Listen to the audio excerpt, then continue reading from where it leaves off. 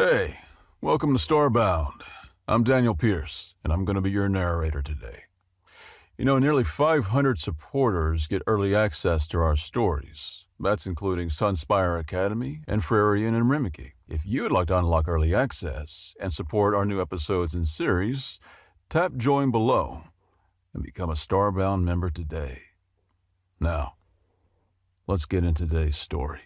General Volox of the Threx Dominion had conquered 17 worlds with the methodical precision of a cosmic clockmaker. Each campaign had followed the sacred protocols laid down in the Codex Bellicus Galacticus, the ancient tome that governed civilized warfare across the known galaxy. Preliminary reconnaissance, diplomatic overtures, measured escalation, honorable victory, magnanimous occupation. It was a dance as old as starlight, performed by species intelligent enough to understand that war, while sometimes necessary, should never be chaotic. His tactical ridges pulsed a steady amber as he reviewed the pre-invasion intelligence one final time. Earth, a primitive world on the galactic periphery, inhabited by bipedal mammals who had barely achieved interplanetary flight. Their military technology was laughably crude. Their political systems fragmented. Their strategic thinking, well, according to the data, they didn't appear to have any. It should have been routine. The infiltration shuttle Crimson Talon shuddered slightly as it entered Earth's atmosphere. Through the viewport, Volox could see the blue-green marble that would soon be the 18th jewel in the Threx crown. Standard procedure. Observe for 72 hours, document military capabilities, identify key strategic assets, then return with a comprehensive invasion plan. Simple, straightforward, civilized. Initiating biomechanical cloaking, he announced as the shuttle touched down in a heavily wooded area.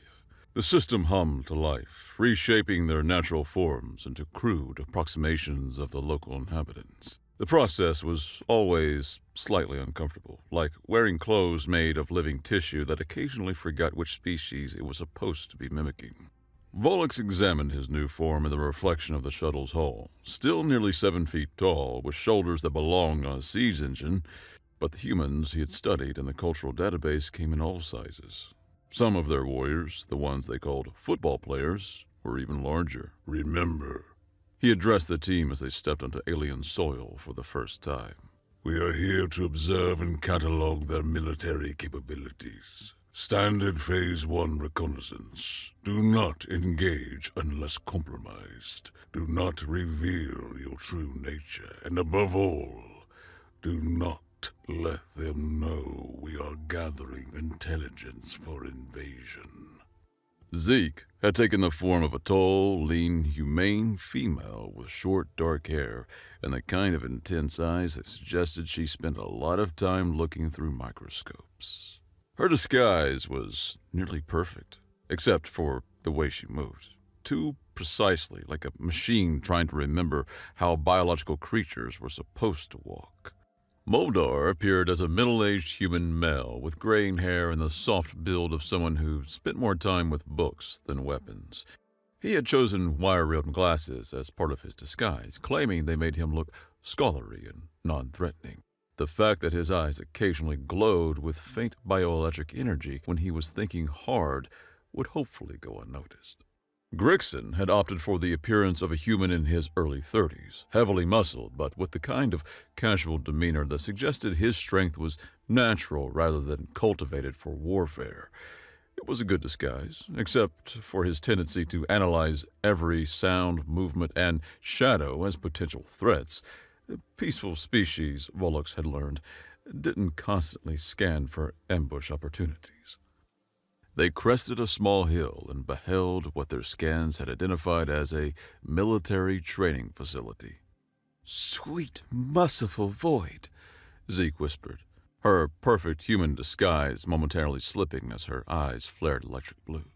It looked like a post-apocalyptic theme park designed by someone who had never heard of safety regulations. Shipping containers had been welded into multi-level fortress structures.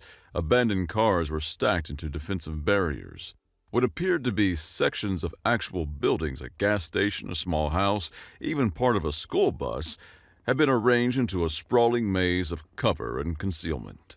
And swarming through it all were hundreds of humans engaged in what could only be described as enthusiastic warfare. Some wore full military camouflage that would have been appropriate on any battlefield in the galaxy. Others wore T-shirts with messages like, "Beer, the cause of and solution to all of life's problems," and shorts in colors so neon it violated passerbys' corneas.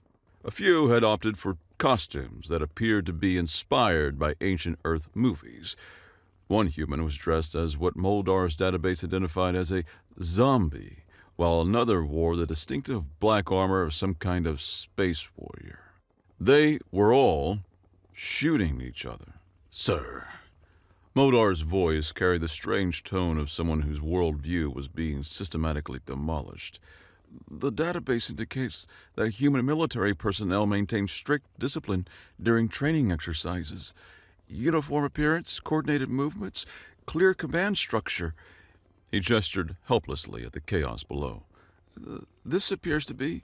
A human in neon green shorts came sprinting up the hill toward their position, firing some kind of modified weapon behind him at 3 pursuers. When the projectile struck, they exploded in brilliant splatters of yellow paint, leaving vivid marks on the pursuer's clothing. "Contact front!" The fleeing human shouted with what sounded like genuine military terminology.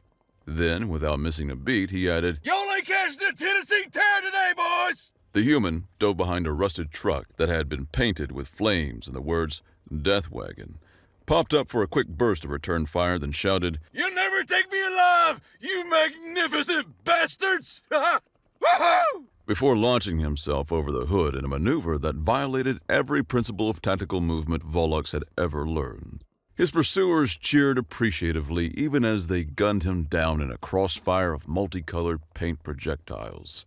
"I got him!" One shouted. "Yeah, finally got him to shut up, did you?" Another congratulated the shooter. "Good Lord! Beautiful death spiral, Tommy! Oh, man! Called another. That's going on the highlight reel!" The dead human, Tommy apparently, raised his paint-splattered head from the ground and grinned. Y'all got me good. That was some tactical shit right there. "Appears to be recreational," Moldar finished weakly. Zeke's scanning equipment was working overtime, analyzing the scene with growing confusion. The humans appeared to be using non-lethal ammunition, paint-based markers designed to simulate battlefield wounds. Their weapons are modified civilian sporting equipment. But, sir, she paused, watching a group of combatants help Tommy to his feet while congratulating him on his epic death spiral and offering him a beer. "Their tactical approach is... I don't have a classification for this." A loudspeaker crackled to life across the battlefield, and a voice that sounded like it had been filtered through gravel and enthusiasm announced, "Ladies and gentlemen, welcome to the 50th annual Blood Splatter Fest! 3 days of organized mayhem in the beautiful mountains of Tennessee. Remember our motto: safety third, fun second, and victory is just a happy accident. If you're not cheating, you're not trying hard enough. If you're not bleeding, you're not leading. Let the bodies hit the floor." This was followed by what could only be described as a primal war cry from several hundred human throats. A sound that would have made the berserkers of Vega Prime proud. We need to integrate. Volux decided, though every instinct screamed that this was a terrible idea. Gather intelligence on their training methods and military capabilities. They approached what appeared to be a command structure, a modified recreational vehicle that had been painted in camouflage colors and festooned with netting, antennas, and a hand-painted sign reading, "Blood Spatterfest Registration. Abandon hope, all ye who enter here." A human female with purple hair, arms covered in intricate tattoos, and the kind of smile that suggested she enjoyed other people's suffering, looked up from a clipboard. She wore a tank top that read, "Chaos Coordinator," and had a name tag that said, "Hi, I'm Raven, and I'll be your death dealer today." "Well, hey there, fresh meat," she called out in an accent that Moldor's linguistic protocols identified as Southern United States, subtype gleefully homicidal. "Y'all looking to join our little family reunion? Entry fee's $50 per head, paint's extra. And if you don't have gear, Crazy Eddie's got everything you need to make your enemies cry." She gestured toward a vendor area where a human male was enthusiastically demonstrating something he called a Full Auto Annihilator Mark IV Widowmaker Special. We are new to this form of training," Volok said carefully, his disguised vocal cords struggling with human speech patterns. "Oh, first-timers? Oh, honey, you are in for a treat." Raven's grin widened to show teeth that had been artificially sharpened. "Fair warning, though. Jimmy's team over there?" She pointed to a group of humans in matching military surplus clothing who were studying what appeared to be architectural blueprints. "They take shit way too seriously. Last year, they built actual functioning claymore mines. Of course, they were filled with biodegradable glitter instead of shrapnel, but still." She laughed, a sound like broken glass being used as a percussion instrument. "Nearly got themselves banned." "They built military-grade explosive devices," Zeke added, her scanning equipment struggling to process the contradiction, "and weren't banned." "Well, welcome to paintball," Raven continued, apparently unaware of the alien mental breakdown occurring in front of her. "Now, you guys need to sign some waivers. Standard stuff. Won't sue if you get shot, won't sue if you get exploded, you know, the basics." She handed them a stack of paperwork that appeared to be mostly legal disclaimers written in what Moldor's translation protocols could only render as aggressively cheerful legalese. 43 minutes later, after signing documents that would have made a Ferengi contract lawyer weep with joy, they found themselves equipped with what the vendor assured them were beginner-friendly massacre machines, and assigned to a team called the Apocalypse Pony Express. Their team captain was a heavy-set human who introduced himself as Matt Tank Rodney, a 38-year-old construction foreman from El Paso who had been playing paintball for 15 years and took it about as seriously as a heart attack, but with more beer. Tank wore camouflage pants, a t-shirt that read "Lie, Deny, Bleed 'em Dry," and a baseball cap covered in patches from what appeared to be various military units, paintball teams, and at least one establishment called Bikini Bob's Bait Shop and Titty Bar. "All right, newbies," Tank announced, gathering his team around a picnic table that had been converted into a tactical planning station with the addition of a laminated battlefield map and several empty beer bottles. "Welcome to Pony Express. We deliver death with a smile, pain with pleasure, and victory with style. That's our motto. I made it up myself." The rest of the team was an eclectic mix that would have defied military recruitment standards on any civilized world. There was Miguel, a soft-spoken accountant from Phoenix who wore thick glasses and introduced himself by explaining the statistical probability of various flanking maneuvers. Sarah, a veterinarian from Austin, who discussed battlefield tactics with the same calm professionalism she probably used to explain surgical procedures to pet owners. Jake, a 19-year-old college student, who couldn't seem to speak without using movie quotes and had apparently painted his paintball gun to look like something from a science fiction film. And then there was Crazy Eddie. Crazy Eddie was not technically part of their team, but he had attached himself to their group like a tactical advisor with severe ADHD and an apparent disregard for most laws of physics. He was a small, wiry human with wild hair, manic eyes, and the kind of grin that suggested he had seen the face of madness and asked it out for coffee. "First roll of Bloodspatter!" Eddie announced, producing a paintball gun that appeared to have been modified by someone who viewed manufacturers' warranties as personal challenges. Ain't about the size of your gun. It's about how creatively you use it. See this beauty. He held up what had once been a standard marker, but now resembled something from a fever dream. Dual feed system, electronic trigger, custom barrel with precision rifling, and a little surprise I call the Boom Boom Special. Perfectly legal under tournament rules, because nobody thought to ban improvised explosive celebrations. What exactly, Moldar asked carefully, is an improvised explosive celebration? Eddie's grin somehow managed to widen further. You'll see. Tank continued the briefing. All right, so today's game is called Five Flag Clusterfuck. Excuse the language, Sarah. I know you don't like the profanity. I'm a veterinarian, Tank, Sarah replied dryly. I've heard worse from pen owners when they get their bills. Right, so 5 flags scattered around the course, and you gotta hold 3 simultaneously to win.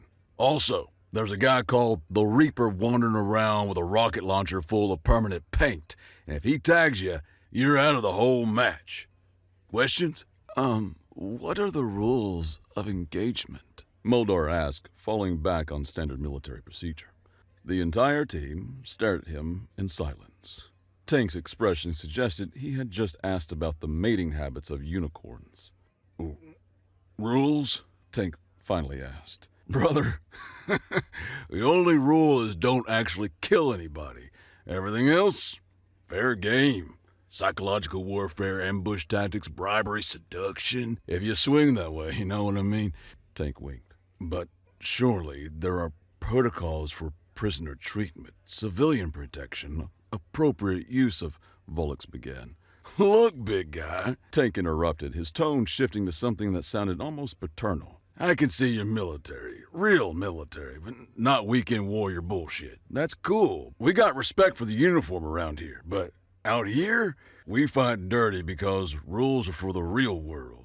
This ain't the army. This is paintball, and in paintball, if you ain't cheating, you ain't trying. But don't tell Raven I said that. Jake nodded sagely. As the great philosopher Bruce Lee once said, be like water, my friend. Also, boards don't hit back, but that's less relevant here. Did Bruce Lee actually say that? Sarah asked. Probably. If not, he should have. A horn sounded across the battlefield, a deep, resonant note that seemed to vibrate through the ground itself. Woo! Game on! Tank roared, and something primordial awakened in the humans around them. The transformation was instantaneous and terrifying. These people, who moments before had been discussing tax preparation strategies in veterinary medicine, suddenly became something else entirely. Not soldiers exactly, but something far more disturbing. Enthusiastic amateur warriors who had watched too many action movies and had access to industrial equipment. They scattered in every direction, no apparent tactical coordination, screaming war cries that ranged from ancient Celtic battle shouts to movie quotes that sounded like mating calls. The Thrax, trained in 17 different forms of combat across 12 worlds, were utterly unprepared for what happened next. One human, a middle-aged man in a World's Okayest Dad t-shirt, ran directly toward enemy fire while yelling, Witness me! Before being cut down in a spectacular display of colorful paint splatters. His teammates cheered. Another group had fashioned a primitive battering ram from a shopping cart, a pool noodle, and what appeared to be a mannequin dressed as a pirate, and were attempting to breach a fortified position while chanting what Moldar linguistic protocols identified as either a drinking song or a religious hymn. Possibly both. This is madness, Grixon muttered, taking cover behind a concrete barrier as paint rounds whizzed overhead like rainbow-colored bullets. No. Volux realized with growing horror as he watched a human named Kyle attempt to use a slingshot to launch paint-filled balloons while riding piggyback on someone called Big Dave. This is humanity. 3 hours into what the humans called organized chaos, General Volux was beginning to understand why the Galactic Council had flagged Earth as a potential threat. It wasn't their technology. The paint-based weapons were crude but effective. It wasn't their tactics, if what he was witnessing could even be called tactics. It was their complete and utter disregard for everything that made warfare civilized and noble. Volux had been raised since incubation to value honor and fair fighting. He didn't realize that although humans had a time and place for such values, this was not the time nor the place. The first major incident occurred when Miguel the accountant calmly walked up to a fortified position held by what appeared to be a unit of frat boys. "Excuse me," Miguel called out politely, adjusting his glasses, "but I've been running probability calculations on your defensive position, and I'm afraid the statistical likelihood of your survival is approximately 3.7%. "What?" The guy's voice cracked. "Well, you see, you've got good cover from the front, but your flanks are completely exposed. Given the average marksmanship rating I've observed today, about 62% accuracy at this range, and the fact that there are currently 4 separate teams converging on your position." Miguel pulled out what appeared to be a pocket calculator. Yes, 3.7%, maybe 4.1 if that young man there is as good a shot as he appears to be." There was a pause. Another guy poked his head around from behind a board. Are you trying to get us to surrender by doing math at us?" "Oh, no," Miguel replied cheerfully. "I'm just letting you know so you can make an informed tactical decision. Personally, I'd recommend a fighting withdrawal toward the blue flag, but that's just my opinion." "This is the weirdest psychological warfare I've ever encountered," muttered the first. It's working, though," admitted the other. "I'm genuinely worried about our flanks now." They surrendered 2 minutes later, when Miguel's predictions proved accurate to within half a percentage point. While Miguel confused the frat boys with statistics and weird language, his team flanked the frat boys and plastered them with paint. "Sir," Zeke's voice came through their encrypted channel, "I'm observing concerning behaviors in Sector 7. Volux's enhanced vision zoomed in on the location. A group of humans had cornered 3 opponents in what appeared to be a rusted school bus converted into a mobile fortress. Standard protocol would be to demand surrender, accept it gracefully, and move on to the next objective. Instead, the attacking force had begun what could only be described as psychological torture through aggressive friendship. "Y'all in there best come out," came the first voice, slow, reasonable, like a man explaining tire rotation at a funeral. "Ain't nobody mad, yet, but I do tend to itch if I stand still too long. Doc says it's vascular, so don't push it." Second voice cut in, higher, wiry, like it just crawled out of a pawn shop. "We got offerings. 1 thermos of gas station coffee, still warmish, a half bag of pork rinds, and a moon pie we found under the seat. Packaging's still intact, spiritually speaking." Then the third voice. "Also, Denny here is prepared to read off the back of a chlorophyll label. You ever heard what's on the back of a chlorophyll label? It's boring as shit. Puts the roadrunner to sleep. Now, none of us want to do it, but we will.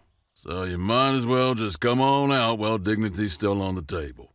The defenders were laughing so hard that the return fire was wildly inaccurate. "They're employing advanced psychological warfare techniques," Zeke reported, her voice carrying the tone of someone whose reality was being systematically dismantled. "Combining intimidation with comedy and genuine concern for their opponent's entertainment value." "It's working," Modar observed, watching the defenders' combat effectiveness decline as they struggled to aim while laughing. "The defenders' tactical capabilities have been reduced by approximately 60%, but their morale appears to have improved." This paradox was interrupted by a new voice crackling over the general communications channel. "Attention all players. The Reaper is now active. Repeat, the Reaper is hunting. May God have mercy on your souls. Because he won't. He's somewhere in the western sector, and he's already claimed 5 teams. Good luck, and remember, death is only the beginning. Yeah. Volux watched in fascination as the entire dynamic of the battlefield shifted instantaneously. Humans who had been engaged in fierce combat moments before suddenly began cooperating with an efficiency that would have impressed a Threx tactical coordinator. Enemy teams shared intelligence about the location of this Reaper figure with the casual professionalism of allied forces. Movement in the eastern sector. One reported over the open channel. Big guy with rocket launcher just took out Alpha Team. Looked like he was heading toward the container maze. Copy that. Bravo Team. You might want to avoid that area. He's got elevated firing positions there. Thanks for the heads up. Charlie Team, watch your 6. He likes to flank. Appreciate it. See you in Valhalla. Oh, baby, save me a beer. It's like they're 2 different species. Grixon muttered, watching former enemies coordinate their defensive strategies against a common threat. Bloodthirsty warriors one moment, collegial colleagues the next. No, Volux realized with growing unease. They're pack hunters. When faced with a greater predator, they instinctively cooperate, but they go back to competing with each other the moment the threat passes. As if to prove his point, the moment the Reaper moved to a different sector, the teams immediately resumed trying to kill each other. But now, with obvious appreciation for each other's tactical thinking. Their observations were interrupted by a nearby commotion. A human had been struck by multiple paint browns and was engaging in what could only be described as performance art. Tell my wife. The wounded warrior gasped, reaching out with a paint-covered hand toward his teammate, a woman who was clearly his actual wife, based on her expression of fond exasperation. Tell her I loved her tacos more than life itself. I'm right here, Dave, she replied dryly. Also, you hate my tacos. And tell my kids, Dave continued dramatically. Tell them Daddy died doing what he loved, getting absolutely wrecked by superior firepower and questionable life choices. Dave's wife laughed. You die already, or I'll shoot you myself. Dave dramatically fell to his knees before her. Can we get ice cream after this? I may find the strength to survive if you say yes. Deal. The wife aimed just over her husband's head and shot a player who was sneaking up on them. Then she kissed her husband and knocked him down with her combat boot. He smiled up at her. I love when you fight dirty. The wife smiled and ducked behind a tree just as an enemy team approached. Volux was horrified. They mix mating rituals and warfare. Moldar looked flustered. Perhaps they're so brain damaged from warfare they're confused? But I admit, seems efficient. Volux couldn't dignify that with a response. Zeke. Volux sub-vocalized. Are you recording all of this? Every microsecond, sir. Though I'm not sure our language has words for what I'm documenting.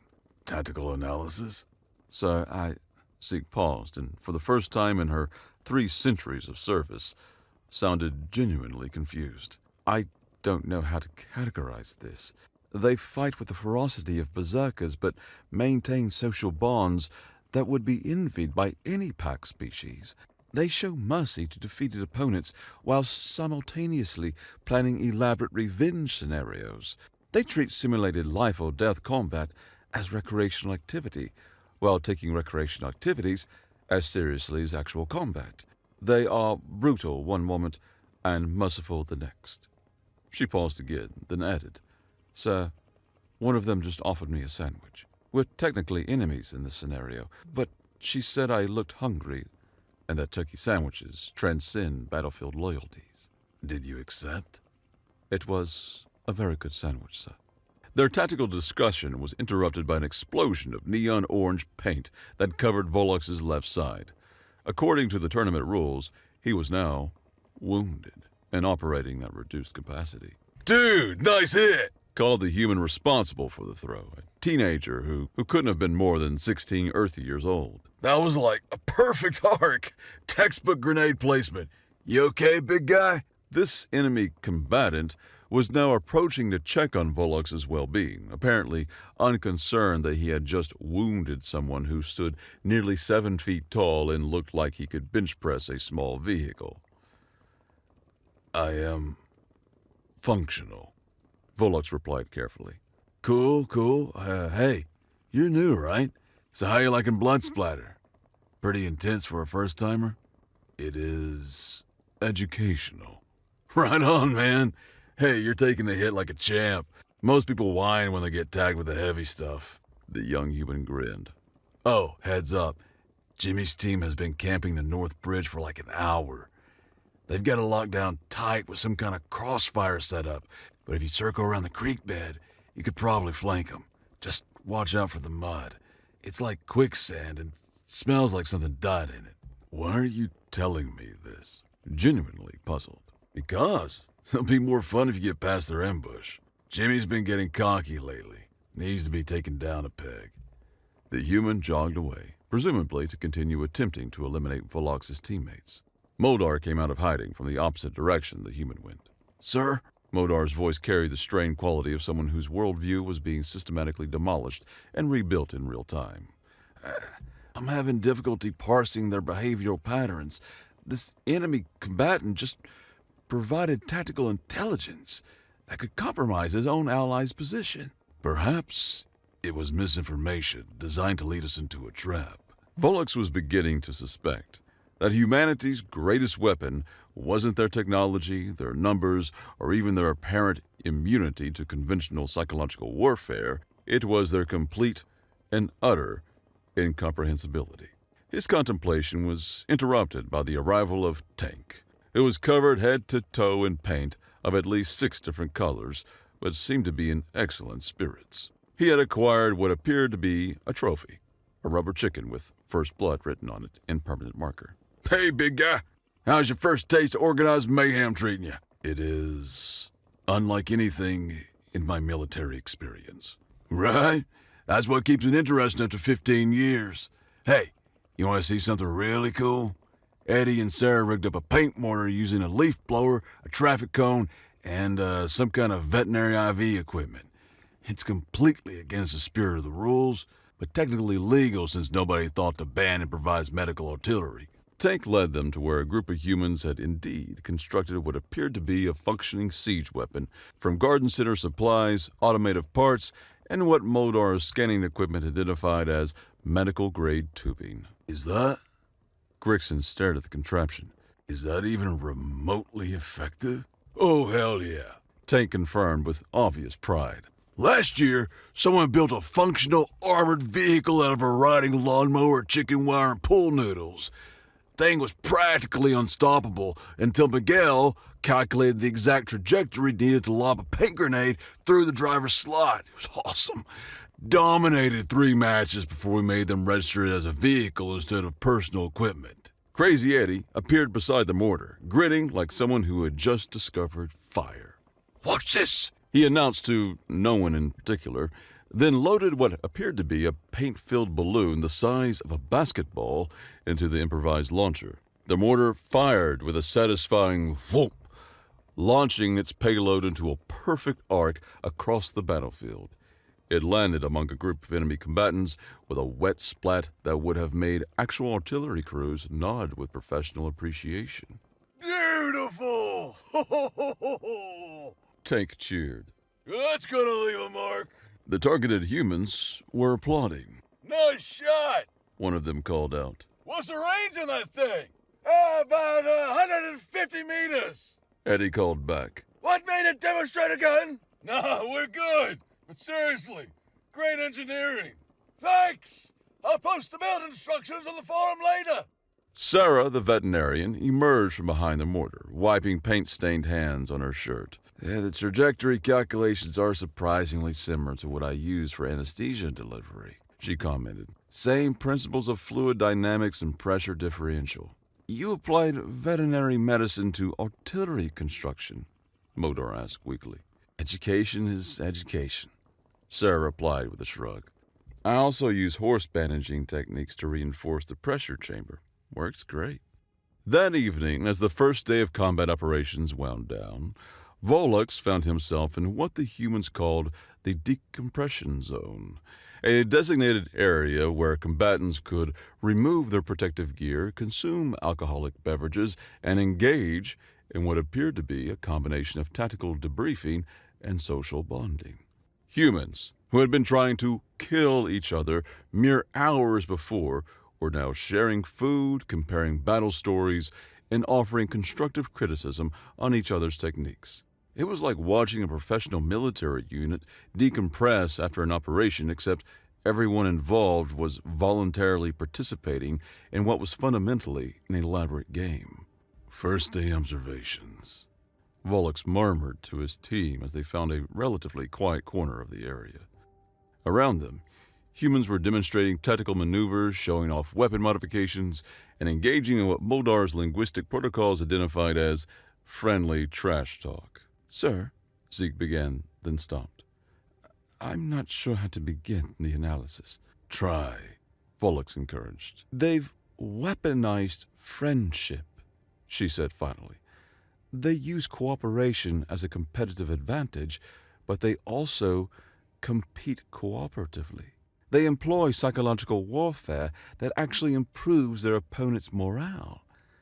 They build military equipment using medical supplies and landscaping tools, then share the construction plans with their enemies. They treat warfare as entertainment, Grixon added. but they apply the same tactical thinking to entertainment that other species reserve for actual warfare. They're pack hunters who hunt other packs for fun, Modar concluded. But they want their prey to have a good time while being hunted. Volux nodded slowly. Compile your observations. I need to send a preliminary report to High Command. 2 hours later, he transmitted his final official intelligence assessment.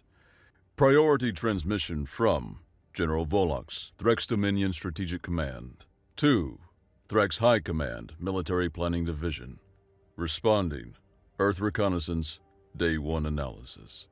Command, initial assessment of human military capabilities yields concerning data. Recommend immediate escalation to Phase 2 invasion protocols, pending further observation. Subject species displays unprecedented approach to combat training. Humans appear to treat warfare as recreational activity while maintaining tactical effectiveness that exceeds our theoretical models. Their psychological warfare capabilities suggest deep understanding of enemy psychology combined with complete disregard for conventional military ethics. Key observations. 1. Humans weaponize recreational activities. What appears to be leisure time is actually advanced tactical training. 2. They demonstrate pack hunting behaviors, but apply them recreationally, suggesting warfare is an instinctive social activity. It may also be a mating activity. More data is needed. 3. Technical innovation capabilities are alarming. Multiple humans constructed effective siege weapons from civilian supplies during recreational exercise. 4. They employ psychological warfare techniques that appear designed to improve enemy morale while simultaneously reducing combat effectiveness. Our xenopsychology textbooks contain no reference to this approach. 5.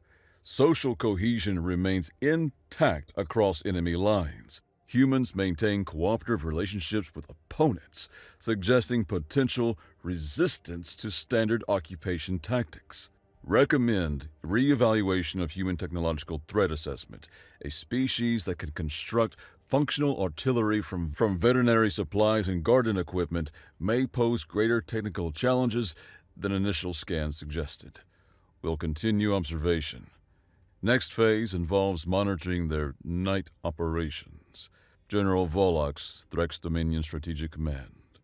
He encrypted the message and transmitted it via quantum relay, then settled in for what the humans ominously called evening activities. Based on what he had observed so far, he suspected that humanity's idea of recreational evening activities would be even more disturbing than their daylight warfare. As it turned out, he was absolutely right.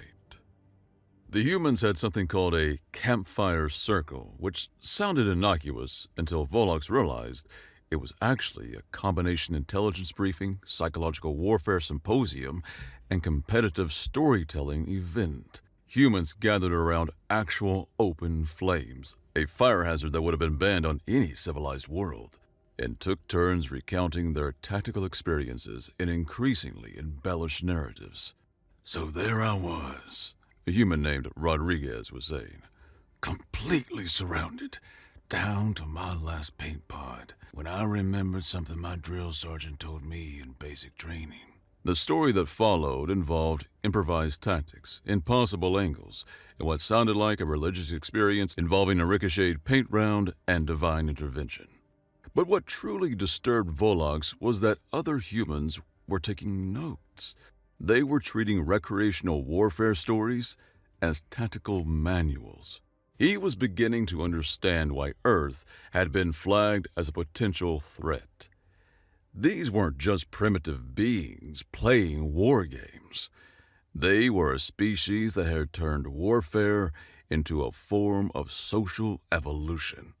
By the third day of what humans casually refer to as a weekend warrior retreat, General Volox was seriously considering early retirement. His tactical analysis software had crashed twice trying to process human behavior patterns, and his cultural interpretation of algorithms had simply given up and displayed the error message, "Input too chaotic for meaningful analysis."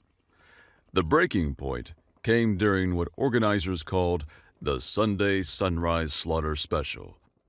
Volox and his team had spent the previous evening observing human camp activities, which included something called Truth or Dare that seemed designed to extract compromising intelligence from fellow warriors, and campfire stories that were apparently competitive psychological warfare exercises disguised as entertainment. Now, as dawn broke over Bloodsplatter Fest, they found themselves facing the tournament's final challenge, a massive, no-holds-barred elimination match involving every remaining participant. 200 humans enter. The announcer declared over crackling speakers. One team leaves, no mercy, no quarter, no prisoners. Also, we've hidden paint mines throughout the course, so watch your step. Paint mines? Modar whispered. Pressure plates connected to paint bombs. Tank explained cheerfully. Step wrong and boom! You're covered in enough paint to be visible from orbit. Eddie's been working on them all winter. They're works of art. But that's... Grixon struggled for words. That's a war crime under the Geneva Altair Accords. Tank stared at him blankly. The what now? The international treaty governing acceptable conduct in warfare. Oh, that. Tank waved dismissively. This isn't warfare, buddy. This is paintball. Totally different thing. In paintball, if you're not walking the line between genius and war criminal, you're not trying hard enough.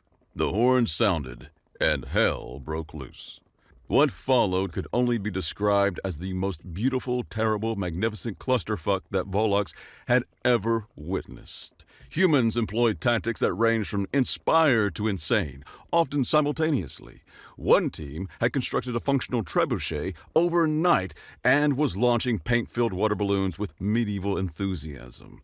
Another group had fashioned smoke grenades and barbecue equipment and were advancing through the chaos like apocalyptic ghosts.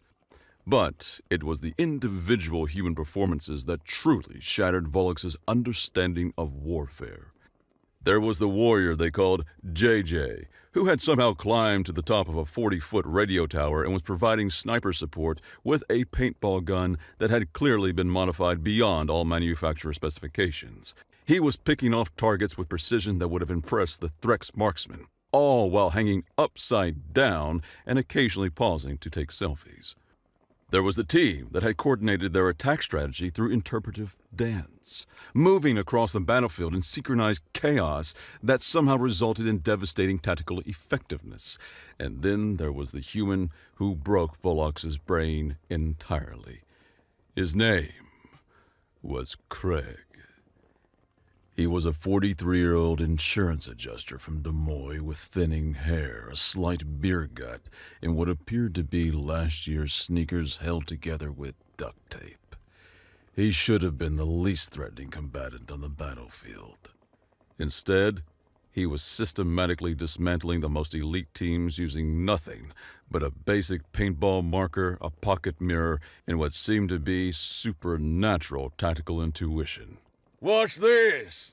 Craig called out to no one in particular, then proceeded to ricochet a paint round off 3 different surfaces to hit a target he couldn't possibly have seen from his position. Lucky shot! Someone yelled. Luck is just preparation meeting opportunity. Craig replied, then demonstrated his preparation by eliminating 6 more opponents using angles that would have required advanced trigonometry to calculate. Sir, Zeke's voice was barely a whisper, are we witnessing a human tactical savant? I think, Volux replied slowly, we're witnessing why the species hasn't been conquered yet. The match reached its climax when the 2 teams faced off in what the humans called the final circle, a cleared area surrounded by spectators who were cheering, jeering, and providing live commentary with the enthusiasm of sports broadcasters. One team employed coordinated military tactics that would have been textbook perfect in any Threx war college. They moved with precision, communicated efficiently, and executed their strategy flawlessly. The other team's strategy appeared to be run around screaming and hope for the best. The screaming team won. Not through superior firepower or tactical genius, but through sheer, unrelenting chaos that overwhelmed every defensive measure their opponents had prepared for. It was like watching entropy defeat order through pure force of will. As the winners celebrated by dumping coolers of ice over their heads and chanting something that sounded like ancient human war songs, Volux made his decision.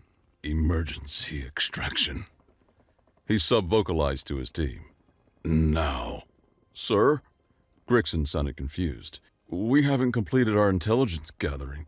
We've gathered enough. Volux was already moving toward their extraction point. More than enough. That night, from the safety of their cloaked vessel in low Earth orbit, Volux composed his final report. Flash priority transmission from General Volox, Threx Strategy Command.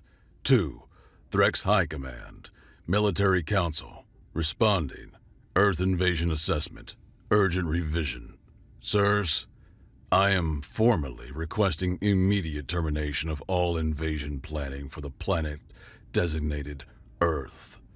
After 3 days of deep cover reconnaissance, I must report that humanity represents a threat unlike anything in our tactical databases.